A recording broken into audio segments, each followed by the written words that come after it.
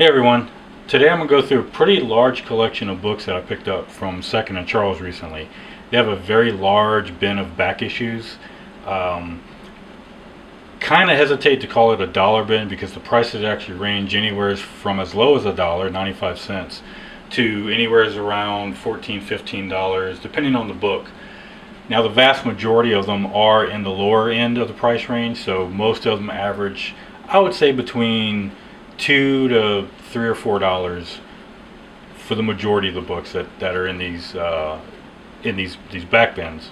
Now these are huge back bins that they have. We're talking 4 or 5 long box length rows per table, and then you've got probably 4 tables on one side and another 4 tables on the other side, and they're just completely in there randomly. They're not really in any particular order. It looks like they may have been in some sort of order at one point, but over the years and months, everything's just mixed up. So you just kind of have to dig through and see what you find. Now, the majority of the books that I picked up, in fact, actually all the books I picked up, they range anywhere from the $1 price point to $4. So between $1 and $4 is what I paid for all of these. And just by chance, the kind of the theme ended up being old Image titles from the 90s. I kind of, whenever I'm looking through back issues, I like to look for these. These are relatively cheap when you do come across them. I like to get some of these early issues, the number ones from the early and mid 90s of the early Image days. So I just been grabbing them lately whenever I find some, and these are some that I didn't have. So we're going to start off here, DEFCON 4 issue number 1, Battlestone issue number 1, and Rising Star issue number 1. All of those from Image in the 90s.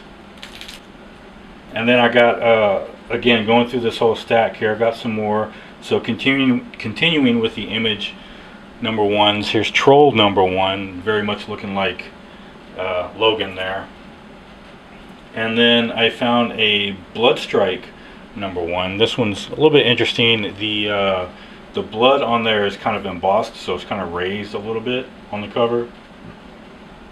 Kind of a cool cover. Also grabbed a Bloodstrike issue number 2. This was an interesting one. Trencher number 1. Again, early Image from the 90s. Very unique artwork for sure, to say the least. Then I found a Jim Lee title, Death Blow. This was issue number 2. They did not have number 1 there, but I grabbed number 2. Shadowhawk 2, issue number 2. I do have issue number 1 from this. This was the second run of Shadowhawk that they did. Then I found a few Brigade titles. This one has a kind of a cool foil cover on it. Brigade number 2. Brigade number 3. I already have issues 1 and 4. So I skipped ahead to issue 5 that they had in the pile, as well as issue 6. So a couple of Brigades to help fill out what I've got. And then Stormwatch was a group of books I picked up a while back. I grabbed 1, 2, and 3 before, so I grabbed issue 4 and 5 that I found in their bins. And continuing with some more Image. Gen 13, issue number 16, issue number 21, and this is a issue 2, but it's from Wildstorm Rising, chapter 4, so kind of a, I guess, a separate mini-series. Gen 13, of course, was an early J. Scott Campbell title that he worked on. Here's another Image issue, issue number 1, titled Sex. This one is obviously for mature audiences. Kind of a Batman, retired, I guess, crime fighter who's retired and runs into a former Catwoman-like villain who is also retired, and just interesting. I guess it's obviously full of the title there. So here's a Tomo and Witchblade issue number 1. I'm not sure if that's a one-shot or not. Here's a crossover with Marvel Comics, Ballistic and Wolverine. This was part of a Devil's Reign storyline that had several crossovers, including Witchblade and Electro, Witchblade and Wolverine, and then a couple other ones. I grabbed a Mars Attacks Red Sonja that I found. Just an alternate cover. It's got Red Sonja on the back side. I do have issue number 1, but I have a different cover of this one. And then another Dynamite here, Miss Fury, issue number 3. This one seems to involve an alternate timeline where Nazis are still in control of things or something. Not too familiar with this title, but it was a very interesting cover, so I grabbed it for like $1. And then this is from the creators of the Grimm Fairy Tales, Red Agent, Island of Dr. Moreau, issue number 1. I'm not sure how this ties into the movie, or I think the movie was based on the novel as well. I've not seen the movie or read the novel, so I really don't know anything about the Island of Dr. Moreau, but I do recognize the title, the name, so that's why I picked it up. And also, very interesting cover. I like the cover on this one. Alright, moving on. I got a few more to go through. I found an old Suicide Squad, issue number 2 from 1987. Another DC, Dr. Fate, issue number 3. This is from 1989. And then from the Archie Adventures, the Teenage Mutant Ninja Turtles Adventures, issue number 17. One of the ones I didn't have. I just grabbed that for, again, $1 or $2. Now, you may have seen in some of my other videos, I'm very high on the Uncanny X-Force series. I have the first 5 issues. This I found, now these were some of the more pricier ones at I think $3 or $4 each. But I grabbed 11, 13, 14, 15, 16, and 17. So I'm always on the lookout for these to try and help fill out my collection on that one, because that is a title I've very much enjoyed.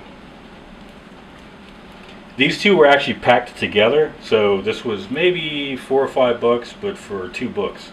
Web of Spider-Man, issue number 93, featuring Moon Knight, and Web of Spider-Man, issue number 94. Both, of course, featuring Hobgoblin, which is one of my favorite villains from Spider-Man. And to get them both packaged together as part of a 2-part story, that's pretty cool. Now here's a really cool find. I'm going to move this one to the side so I can make room for what I found as well. This one, I paid a little bit more, $12 for this, but it was a package deal that includes 5 comics, part of a 5-part story. So when you break it down, they were like, what, $2.50 per book, which is not a bad deal. I left this in the original packaging just to show you guys. Unfortunately, there's a small scuff on the bottom, but I found the Todd McFarlane Spider-Man run. This is the first 5 issues. So it's the Torment storyline, issues 1 through 5, featuring the gold edition for issue number 1. I have the silver edition, and I also have the regular version. So now I was able to grab the gold one. And again, $12 for 5 books, that breaks down to like $2.50 per book. So for $2.50, definitely worth picking this up. There's a small scuff on the bottom corner down here, unfortunately, just from use and getting tossed around and whatever. So I'm not going to leave it in the original package. I will take it out and put them in bags and boards to keep them safe. But I wanted to show you the original packaging because it's pretty cool. This originally sold for $8.75 on there. Still a pretty good deal, even by today's standards. It says on there, contains the complete 5-part Torment story, valued at over $15 at the time that this was put out. And what's really neat, on the back, I found this interesting. There's issue number 5, but up top it says a limited collector's package containing the complete 5-part Torment story. Torment features the Lizard, one of Spider-Man's earliest foes. The artist-writer of this story is quite possibly the single most popular Spider-Man artist of all time, Todd McFarlane. His first work on Amazing Spider-Man 298 currently is valued at over $30. Wow, $30. This Spider-Man collectible set presently is valued at over $15, and again, it was for sale for like 8 something. I didn't even pay $15 for it. I paid 12. So very good deal on this. I just found that text on the back very interesting, kind of a bit of a time capsule going back and seeing. Can you imagine getting Amazing Spider-Man 298 for 30 bucks? You know, back then, and still having it now. Just kind of crazy. But yeah, pretty cool find. I was glad to get that. And again, I've got the regular version. I've got the silver cover. Now I've got the gold one, and quite a deal on that one. So I'm happy with that. Okay, now I'm going to show you just a couple books that I grabbed off of eBay. These were some that I was not able to find at my local comic store, so I grabbed this was an Immortal Red Sonja, issue number 1, featuring a cosplay cover. I think that's Gracie the Cosplay Lass, I believe. I grabbed a Red Sonja. This is a Valentine's Day special. It's just a one-shot, but it features a really cool cover art, which is a cover swipe of a Jim Lee Wonder Woman cover. And then I did pick up another Invincible Red Sonja number 1, featuring the Joseph Michael Linsner cover to replace the one that I ordered a couple weeks ago that came in with a scuff on the front cover. So this one is good to go. And then continuing to fill out my Radiant Black run, that's issue number 9. And then I also managed to get issues 12 and 13. So I am closing in on filling out that run. Alright, I think that'll do it for this video. Thanks for watching and checking out, and I'll catch you on the flip side. Keep collecting what you love.